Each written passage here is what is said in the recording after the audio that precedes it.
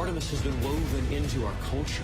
It has fostered collaboration across the aisles and across the ponds. It has grown beyond plans and preparations to include hardware and software. And now, it has a heartbeat.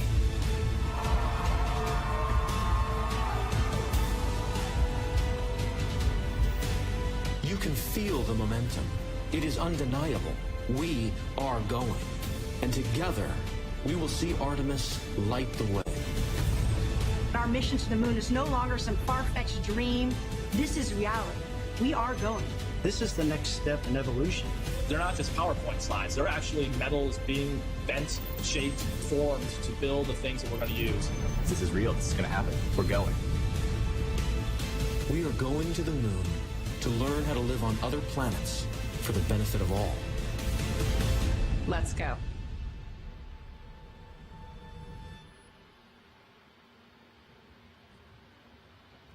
Hello and welcome. We're here at NASA Langley Research Center in Hampton, Virginia. We're about to drop this 14,000-pound Orion crew module into our Hydro Impact Basin.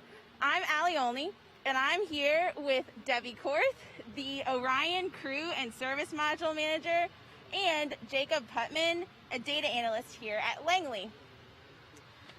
We're here to talk about Orion and everything that's going on with it. We want you all to join us in this conversation by asking questions in the comments below. So make sure to put hashtag AskNASA. So let's get started. Debbie, can you tell me a little bit about Orion and what we're testing today? Yeah, sure. Hi, Allie. Hi, Jacob. It's great to be here today and really excited for the test that's going to be starting up behind us and not too long from now. So Artemis is charged with taking the first woman and the next man to the lunar vicinity. And Orion is a big part of making that architecture happen. So Orion is the spacecraft that's designed for deep space. In fact, it's the only spacecraft we have that's specifically capable of bringing crew members back from the vicinity of the moon back to Earth. So a little bit about Orion. Orion is comprised of about 3 modules, the launch abort system, the service module, and the crew module. So the launch abort system is designed to take the crew module away from the launch site or the rocket in case there's an emergency.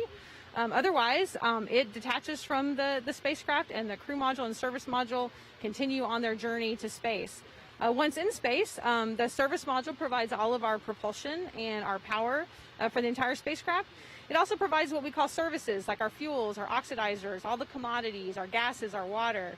All of that's stored in the service module, and it stays connected to the crew module for most of the duration of the mission.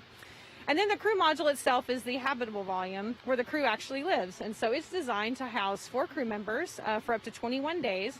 And it provides everything that they need to live and work in space. So you got environmental control systems, life support systems, all your guidance and navigation and control, your displays, and then the things the crew needs to just actually live. You got a galley and an exercise device and a bathroom.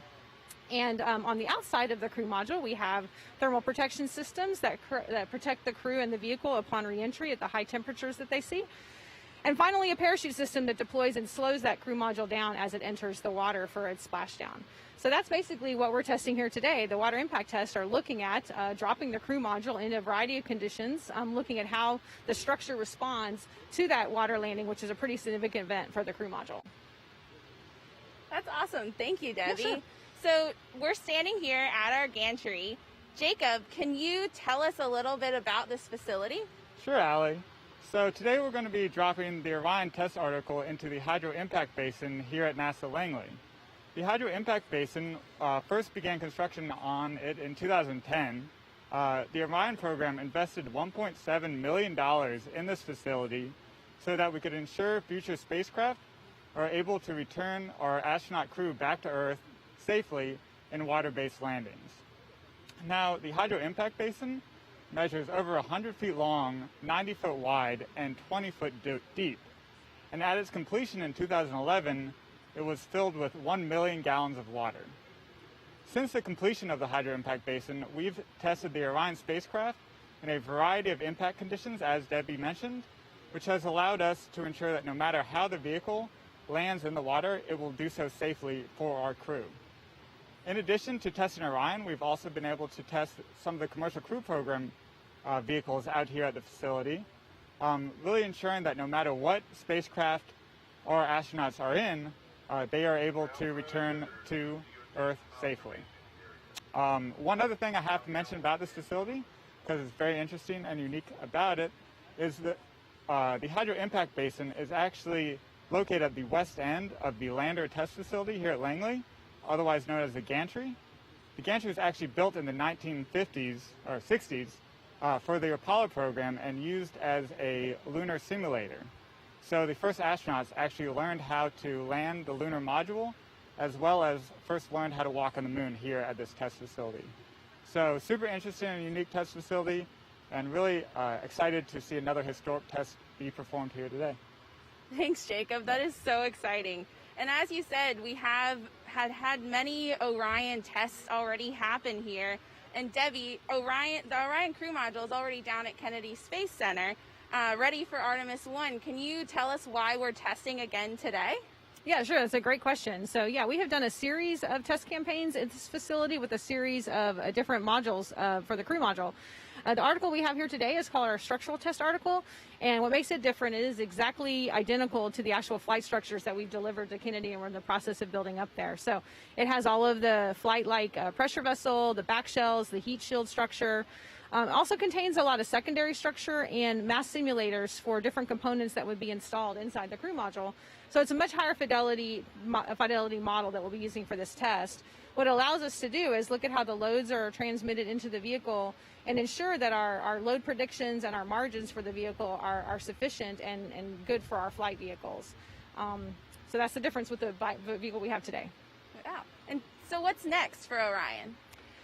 There is a lot going on Orion right now. It's a very exciting time to be in the program. So for Artemis I, as you mentioned, our crew and service module have already been delivered at the Kennedy Space Center. They're in the process of getting all of their commodities loaded, so the fuels and oxidizers and all the gases needed for flight. After that, it'll move on to a launch abort facility where we actually installed the last Artemis I last on top of the crew and service module.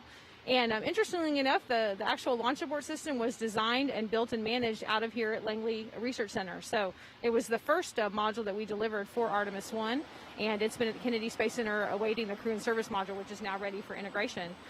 So after that, it goes to the vertical assembly building, gets installed on the SLS rocket that'll be showing up later this year, and all headed towards our uncrewed launch by the end of the year. So really excited to see that Artemis I vehicle go into a long trip around the moon. Artemis II is also well into fabrication, so the crew module is being outfitted with all of its environmental control and life support systems. The prop systems are being welded into that vehicle.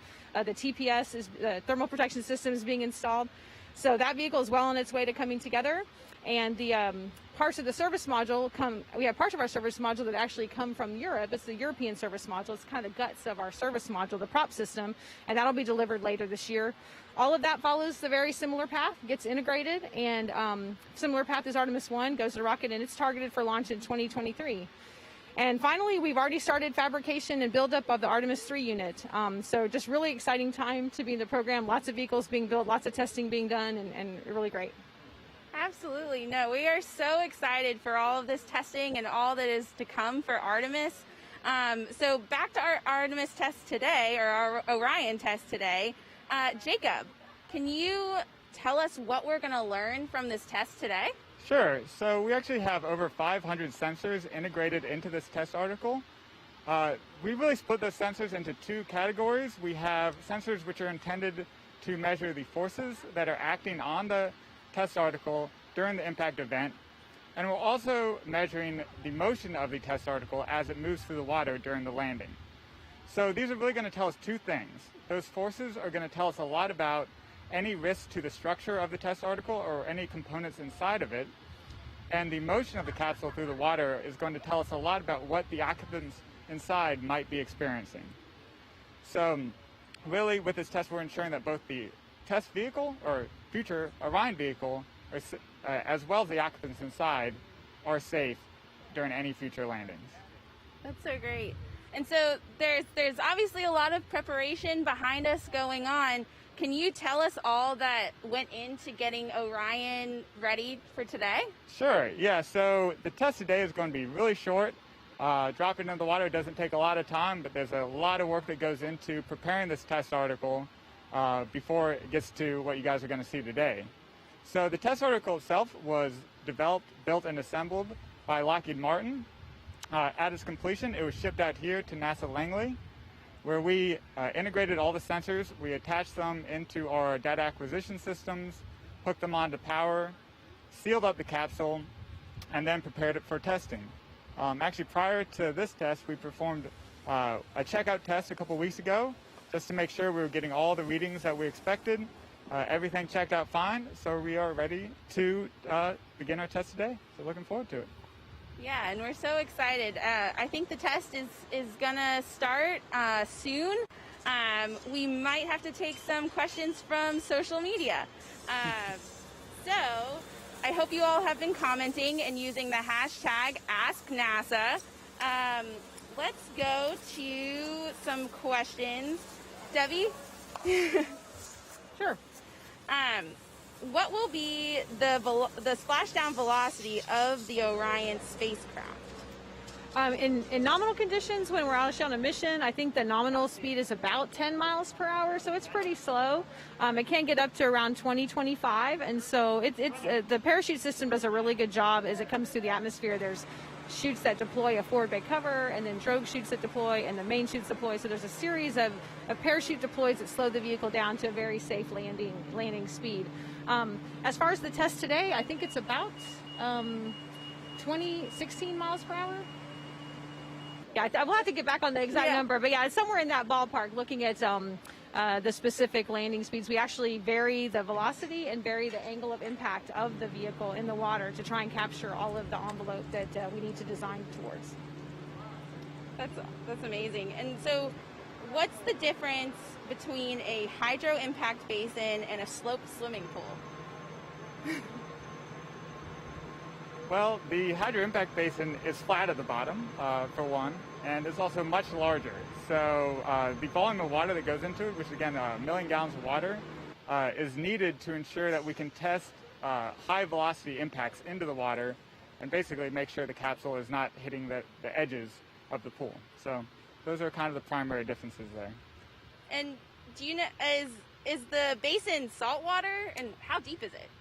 So it is 20 foot deep, and it is not salt water. It's a mix of light bit of chlorine, but mostly just normal tap water with some chlorine in it to make sure it's clear for underwater cameras.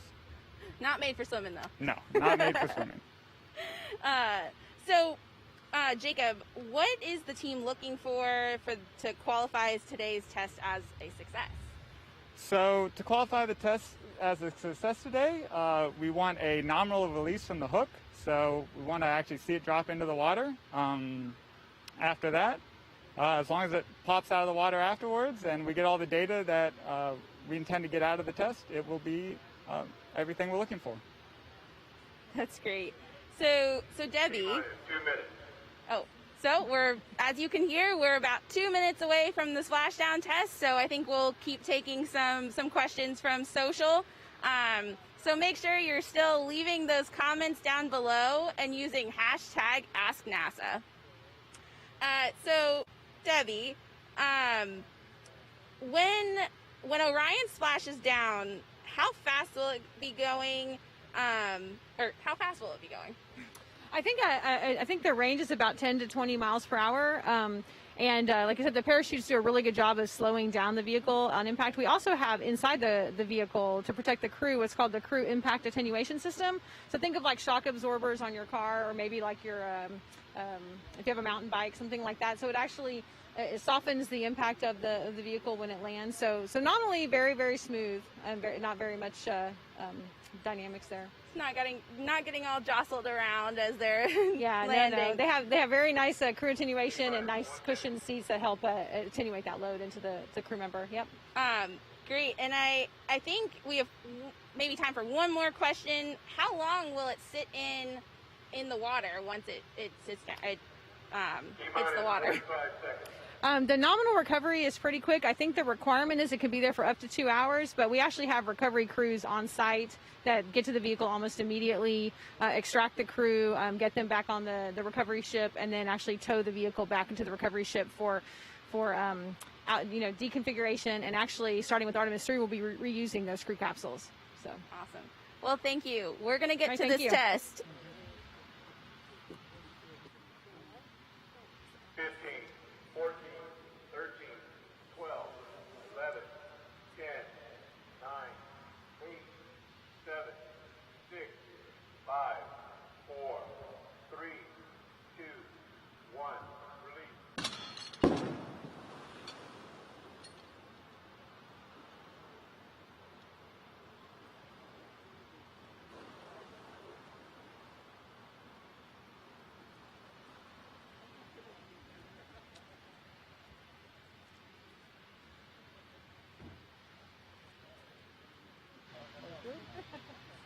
Can't get better than that.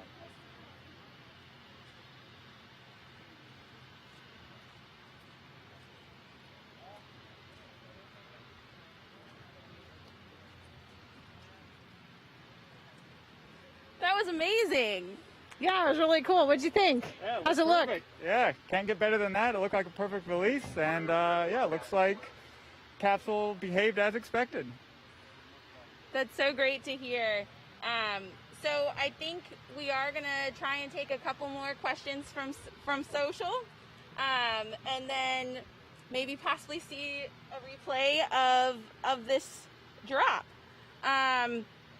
Let's see. So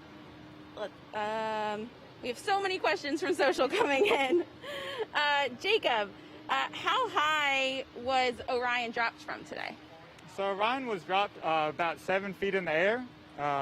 So not a whole lot of height, but plenty enough to get some good speed into the water and make a nice splash like we saw today. Awesome. And Debbie, we've got lots of questions for Sure. Debbie. Sure. What's up? So what other tests are there? What's this test particularly used for? Okay, so yeah, this test is very specifically used for our structural verification and qualification. So as I mentioned, it's an exact duplicate of our flight design, and so that's the primary reason for doing all of these different water drop tests, is to make sure that we've predicted our loads accurately and that the margins that we have in the vehicle are actually in the flight vehicle that we have built. So there's a whole lot of other testing that goes into building a spacecraft. So when you talk about the actual flight vehicles with all of the instrumentation and equipment that's installed, we do lots of thermal cycle testing, thermal vacuum testing, vibration testing. Every component that goes in the vehicle goes through its own test program, and then the vehicle as a whole goes through a very elaborate test program where we do a thermal cycle, thermal vacuum, EMI, EMC. So the flight units and the flight vehicles are very well wrung out before we fly to make sure everything will work properly in the very harsh environments of space that it'll be operating in. Oh, wow. That's amazing. So we've got a couple questions about parachutes. So are there going to be parachutes on Orion, and how many parachutes will there be when it lands? Okay, when it actually lands, it lands under 3 main parachutes, but it actually can land sufficiently under 2. So it's one of our systems that has a lot of redundancy and safety built into it because it is a safety critical system. There are a series of parachutes that deploy as the crew module enters the atmosphere and to slow it down. And as far as testing, the parachutes have actually completed their entire test program. So there were dozens and dozens of drops of test articles and what we call lawn darts and other items out the back of airplanes, looking at every possible permutation of that parachute system. So you want to make sure if you had only 2 drogues open or only 2 main parachutes open, that you can actually, the crew would be able to survive any kind of anomaly event. And testing all sorts of wind speeds and other parameters you have to test to make sure your parachute system is complete. So ours is actually finished certification. It's installed in the vehicle and ready to go. That's awesome. So how many drops have been done on Orion? Sorry, wrong question. Is Orion going to carry astronauts to the moon or Mars? And how many crew can it hold? Okay. Yeah, in fact, that's exactly what Orion is designed to do. It's designed to carry crew members to the lunar vicinity, and right now the current module will hold 4 crew members for up to 21 days of active use. It's about 200 days of quiescent use, so if the crew left the Orion vehicle and went into, say, like a gateway or a space station orbiting the moon, the vehicle is fine in a quiescent mode for up to 200 days. So, yes, definitely designed exactly what it's designed for, to take crew members to and from the lunar vicinity. Now, to the lunar surface, you're talking about a lander or something else. The Orion vehicle itself does not actually go to the surface of the moon. You'd have a lander that would take your crew members. And I think the architecture for Mars is still being discussed on what kind of transport vehicle you would need. Certainly some additional support services for a mission of that duration. Very cool. So will there be future Orion tests done at a higher height? Yeah, there are more tests planned as a part of this sequence. Jacob, you want to talk about the next few tests coming up? Sure. So we are going to do one more straight drop test at this test facility. We'll lift it up much higher than this test here, really to exercise the capsule as it impacts the water. And then we're also going to be doing a swing test where we'll actually pull the vehicle back towards the east end of the test facility and allow it to swing into the water. So we'll have a combination of both horizontal and vertical velocity. So yeah, I think we have 2 more tests planned for this test article here. Right, because this is the second of 4 Yes. for this crew module. And do you know how many sensors are on this Orion test vehicle? So yeah, we have 500 different sensors on this test vehicle, and they are a combination of strain gauges, accelerometers, and rotational rate sensors distributed throughout the test article. Wow, that's awesome. And we actually have a special guest with us. Our center director is here, and he actually brought us something to show. If we want to come over here. Hi. Clayton, would you like to explain what this is? So this poster represents why we're doing all this. It's not only the Artemis program and using the Orion capsule to return to the lunar surface, but it's talking about our future where humans are on Mars. And you notice the caption, first day of school. So we're projecting into an amazing future for all of us. Fantastic, thank you. Very cool. Thank you so much. And that was NASA Langley Center Director Clayton Turner. So great information. So thank you, Clayton, for coming on. So we have a couple more questions here on social. Debbie, can you? So what other tests are being done for this particular article? What other tests was this particular test article used for? Okay. Yeah, the STA, the structural test article, has been part of several tests. Like I mentioned, some of the testing that we talked about earlier on all of the environmental testing done, like the thermal vac, thermal cycle, vibration. So we use this test article. This is sort of the end of the road for this test article. This will be its sort of last big test to qualify the structure, but it's been used all along the way for a variety of tests to verify the vehicle design. Wow, awesome. Well, I think that's a wrap for us today. We thank you guys so much for joining. If you want to know more about the Orion spacecraft, you can follow them on Facebook or Twitter, and as always on nasa.gov.